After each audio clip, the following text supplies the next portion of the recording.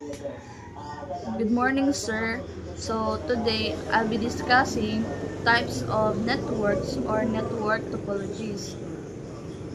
In the modern world, computer networks play a big role in communication and data sharing. Ang local area network or LAN kay gamiton sa small area sama sa eskwelahan or opisina. Samtang ang wide area network or WAN kay para sa mga dako nga lugar nga nag-connect og mga computers sa lain-laing cities or countries.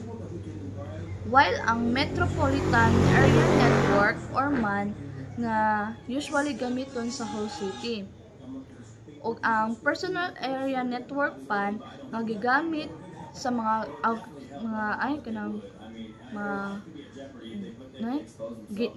gigamit og mga gadgets like phones o laptop nga through Bluetooth.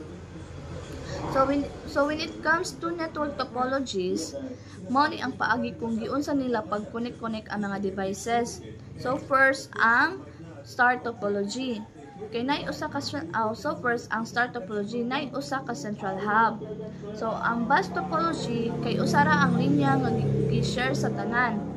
So ang ring topology kay nag-circular og data. Og ang mesh kay naidaghang connections para sa mas stable og reliable. So by understanding these types of topologies, mas makasabot ta unsa ang paghimo og efficient ug secure nga network para sa atong mga needs.